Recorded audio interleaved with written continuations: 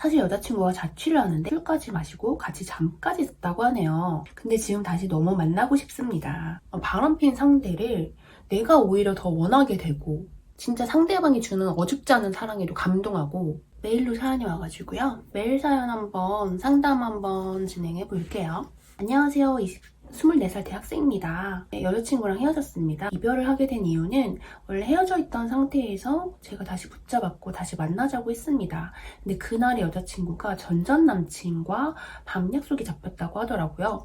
저는 여자친구를 믿으니까 보내줬는데 그날따라 밤에 연락이 안 오더라고요. 다음날 아침이 돼서 연락이 돼서 전화를 하니까 사실 여자친구가 자취를 하는데 거기서 밥을 먹었고 심지어 술까지 마시고 같이 잠까지 잤다고 하네요. 맞아요. 바람이죠. 하지만 자기는 결백을 주장하고 제가 이렇게 힘들어할 줄 몰랐다고 하네요. 당시에는 정말 화도 나고 상처가 정말 크게 났어요. 하지만 저한테 첫사랑이고 저에 대해서 그동안 진심으로 잘해주고 제가 사랑받는다는 느낌을 항상 받을 정도로 저한테 사랑을 줬어요. 그래서 더 많이 힘든 것 같아요. 그렇지만 제 생각으로 이 관계는 더 유지하면 안 될 것 같다는 생각에 결국 이별을 고했어요. 하지만 그 뒤에는 마음이 정말 요동치더라고요. 그래서 제가 먼저 장문에 톡을 보냈고 다시 만나서 얘기했지만 결국은 이별하기로 했어요. 상대도 저를 정말 좋아하고 사랑하고 다신 진심으로 그런 일 없을 거라고 하는데 이성적으로 만나면 안 될 것 같다는 생각을 하고 있다고 하더라고요. 그래서 그러면 제가 이별은 하고 한 달 동안 보지도 말고 연락도 하지 말아보자고 해서 얘기한 상황이고요. 근데 지금 다시 너무 만나고 싶습니다. 개인적인 욕심이 아니라 정말 진심으로 다시 만나고 싶습니다. 지금은 그 사람이 듣고 싶어하는 말이 뭘까? 그리고 제 진심도 전해주고 싶고요. 근데 한 달 동안 연락하지 말자고 했는데 제가 먼저 해도 되는 걸까요? 상대가 또 저를 이기적으로 보지 않을까 고민이 됩니다. 어떻게 해야 될까요? 일단은 남자분이 굉장히 순수하신 분이라는 생각이 들어요. 그래서 마음이 되게 아픈데 그래도 해드릴 말은 해드려야 되니까 네, 일단 사연을 한번 분석해 보도록 하겠습니다. 재회를 하기로 한 날인 거죠. 재회를 하기로 해서 다시 만나기로 한 날. 전전 남자친구와 자기 자취방에서 밥 먹고 술 먹고 같이 잠까지 자고 연락 두절까지 됐다. 입장 바꿔놓고 한번 생각해 볼게요. 일단은 사연자분이 여자친구가 지금 있는 상태야. 근데 전 여자친구를 다시 만난다. 이거 되게 이상하지 않아요? 전전 남자친구를 왜 만나요, 대체? 만날 이유가 없잖아. 이미 끝난 사이인데, 안 그래요? 일단은 그냥, 그거까지, 그래, 그럴 수 있다 쳐. 그럴 수 있다 치고, 밥 먹다 보니까 뭐 술까지 마시게 됐네? 그럴 수 있다 쳐. 근데 굳이, 자취방에서? 왜? 아니, 술집 널리고 센 게 술집인데. 근데 왜 자취방에서 마시냐고? 밤새? 연락도 안 되고? 지금 말이 되는 상황이 하나도 없어요.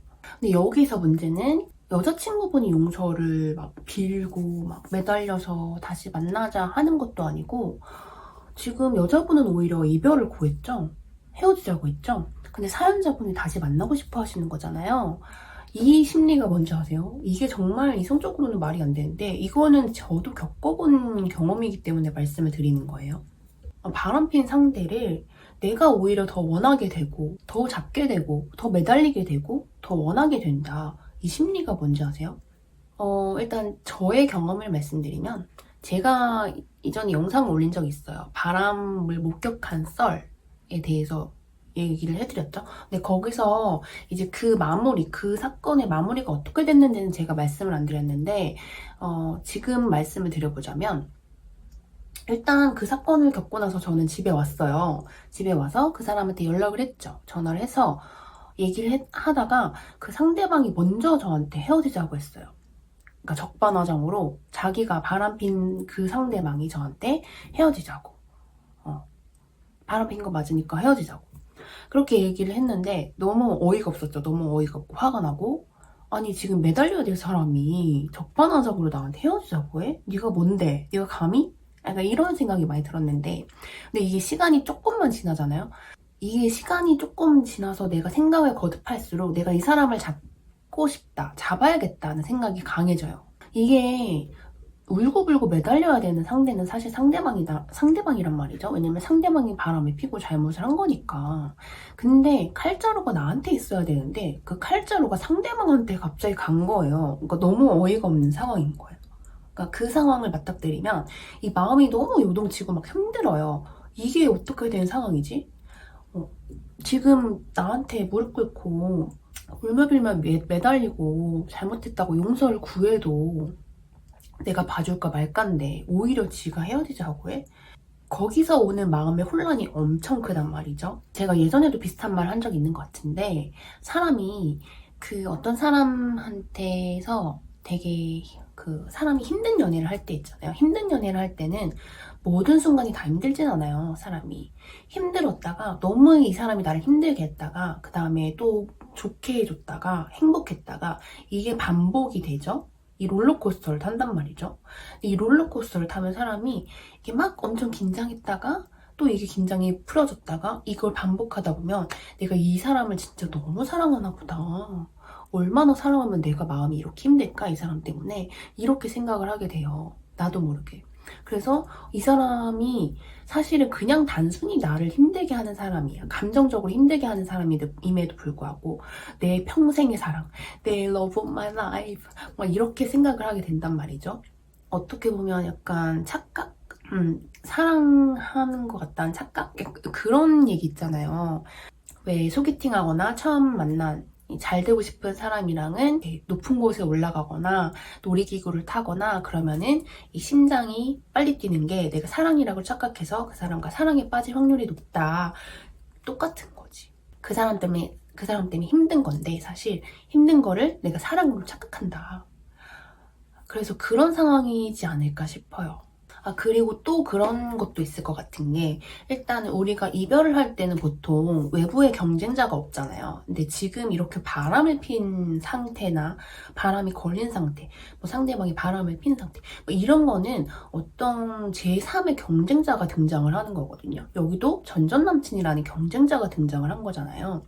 그러다 보면 사람이 위기감을 느끼게 돼요. 이 사람이 되게 사실 그냥 경쟁자가 없을 때에 비해서 경쟁자가 생기면 이 사람이 더 되게 뭔가 더 좋은 사람인 것 같고 더 막 쟁취를 해야 될 상대인 것 같고 그런 게 생긴단 말이죠. 그러니까 어떻게 보면 오기인 거죠. 사랑이 아니고 오기.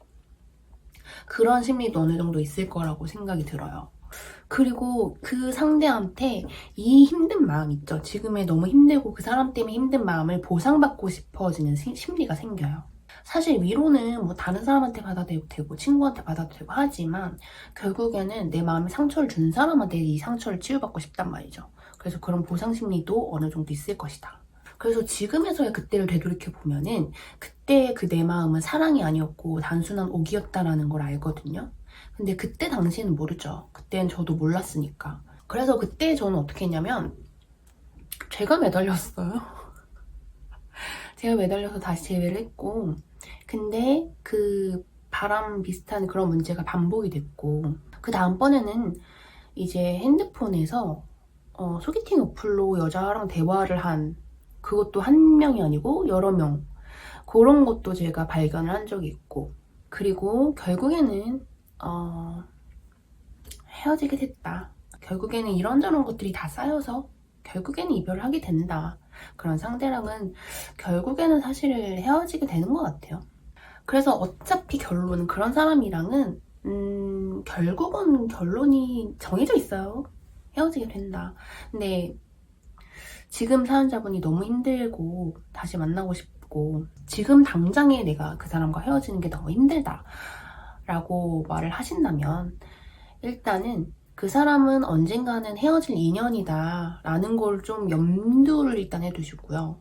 그 다음에 내 마음이 다 할 때까지 그 사람에 대한 내 마음이 한순간에 사라지는 게 아니잖아요. 여태까지 쌓아왔던 그 사랑이란 감정이 한순간에 그 사람이 잘못했다고 해서 한순간에 다 없어져 버리는 건 아니기 때문에 그 사람과의 어떤 감정, 그 사랑하는 감정의 마음이 소진이 될 때까지만 그때까지만 다시 만나게 된다 하더라도 그때까지만 만나셔라. 그 얘기를 좀 드리고 싶어요. 그래서 내 마음이 치유되고 그 사람과의 이별 준비가 되어 있다 할 때까지만 만나시되 그 사람과 평생 갈 수 있을 거라는 그런 기대는 좀 내려놓으시는 게 좋지 않을까. 그래서 재회를 굳이 그 바람핀 상대방이 매달려서 재회를 하는 것도 아니고 그 피해자가 매달려서 그렇게 재회를 하는 거는 정말 비추를 드리지만, 재회를 굳이 하고 싶다고 하시면 그 사람이 듣고 싶어하는 말이 뭘까? 내 진심을 어떻게 전달하면 좋을까? 명심하세요. 그 사람이 피해자고 사연자분이 잘못했다. 그 사람이 가해자고 사연자분이 피해자예요. 시간 가지기로 했는데 연락하면 내가 이기적인 거. 이기적으로 구세요. 뭐 어때요? 하고 싶으면 하세요. 화내고 싶으면 화내고. 그 사람은 사연자분한테 존중의 태도를 하나도 보이지 않았는데 왜 사연자분이 그 사람을 존중을 해줘야 되는 거죠? 그냥 본인의 마음을 최우선으로 두세요. 내가 그 사람이 바람일 것까지 용서해가면서 다시 그렇게 진심을 전달했는데도 그 상대방이 그럴 의사가 없다. 그럼 굳이 그렇게 바닥까지 내려가서 그 사람 매달리고 붙잡고 하지는 마세요. 그거는 나 자신한테 너무 못할 짓이에요. 그리고 재회를 만약에 하게 된다면 알아두셔야 될 거는, 이 지금의 상처가 지금은 다 괜찮아진 것 같고 다 용서할 수 있을 것 같고 하겠지만, 사실 재회를 해서 다시 만나다 보면은 결국에는 그 상처가 조금씩 덧날 거예요. 제가 봤을 때는 이 여자분이 안 그럴 수도 있겠죠.